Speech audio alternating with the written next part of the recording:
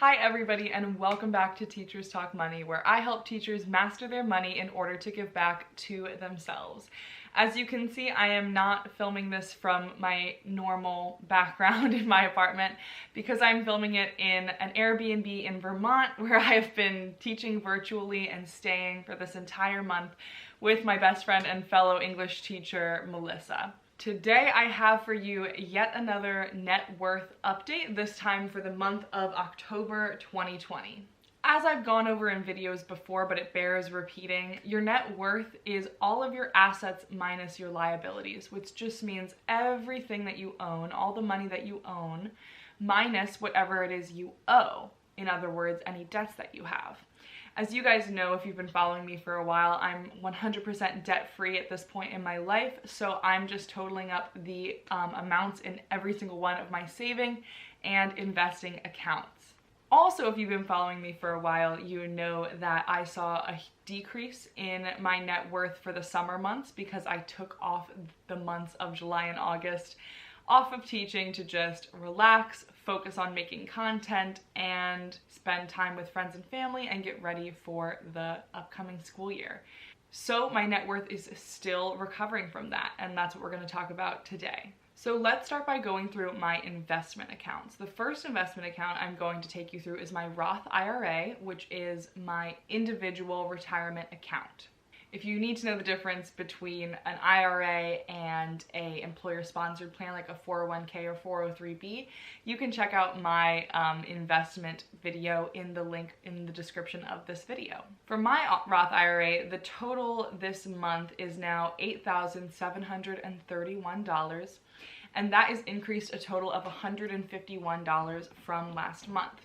The beautiful thing about this is that I did not add any money to my Roth IRA. As you guys know, my new investment strategy is to invest amounts directly out of my paycheck into my 457. And for my Roth IRA, I just take any big chunks of money that I get through stipends or third paychecks or tax returns, and that is what will be funding my Roth IRA. So I did not contribute a cent to that this month.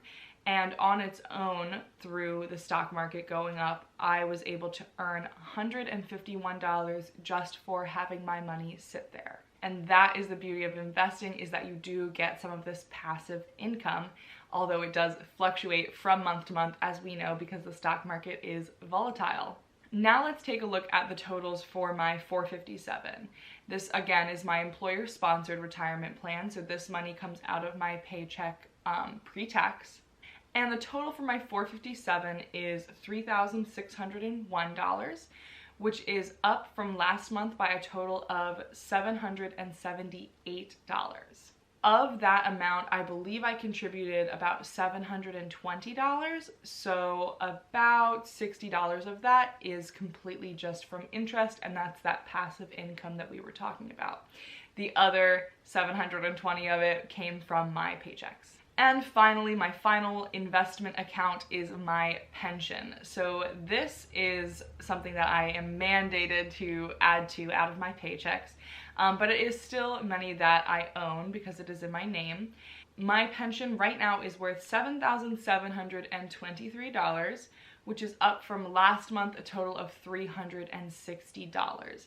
I'm not positive how much of that is interest and how much was just the contributions, because I don't remember the contributions off the top of my head. But nevertheless, it's up $360 this month. So those three accounts, my Roth IRA, my 457B, and my pension, are my only investment accounts so far. So now let's get into the totals of my savings accounts, because these are part of my net worth as well. Firstly, we'll talk about my emergency fund, which is now worth $5,027. That fluctuated minus $1 this month.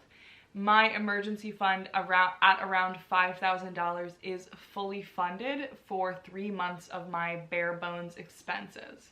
If you want to know how much money you need to have a fully funded emergency fund at your income and expense level, please click the link in the description of this video below. I did an entire video about emergency funds and how much you need to consider yours fully funded, because it is different for everyone.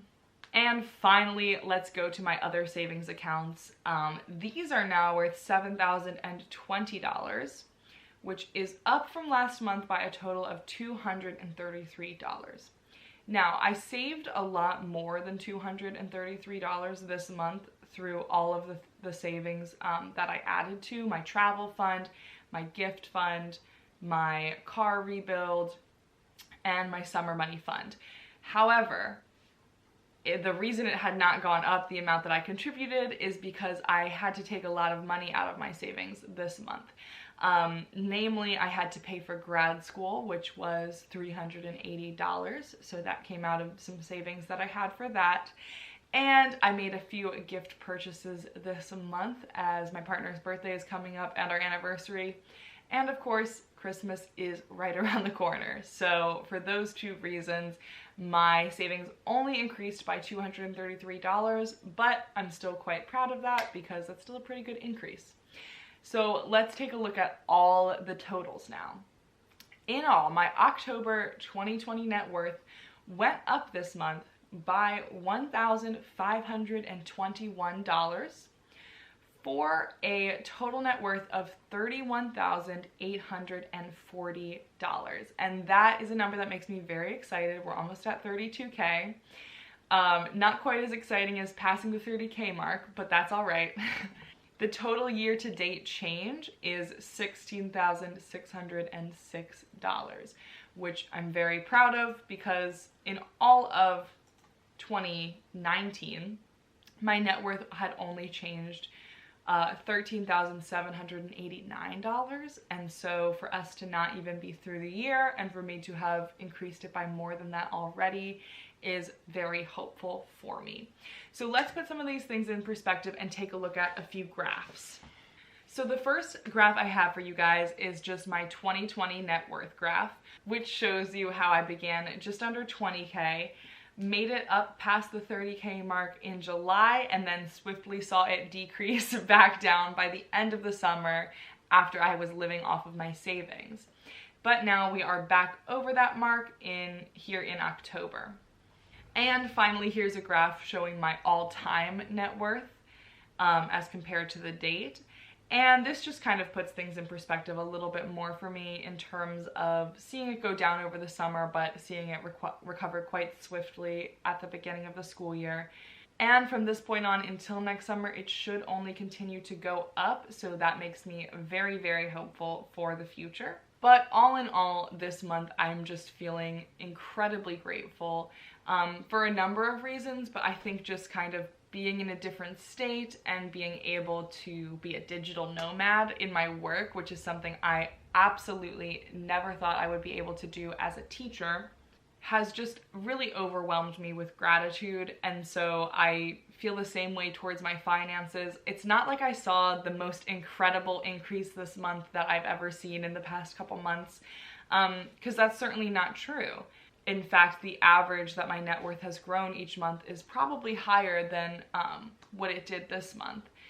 But the fact that I'm able to live in a different state for an entire month, I paid for that out of my travel fund, which I worked hard to save for, and now I'm here and I'm still able to see gains in my overall worth, just feels so incredible for me, and I feel incredibly blessed and lucky to be able to do that.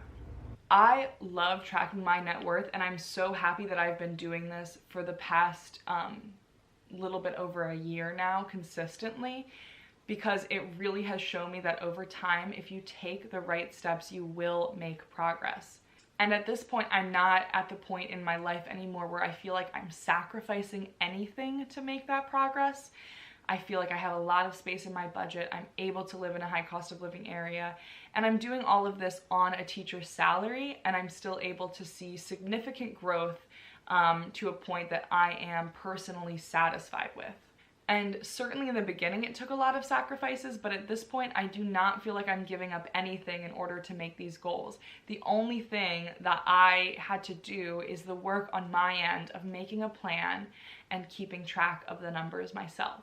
If you are ready to do the same thing and make your plan, start creating a budget and tracking your net worth, you need to go to the link in the description of this video and get my budget templates. This is an excellent first step, and really the only first step, in my opinion, to starting to get a hold of your money and get control of your life.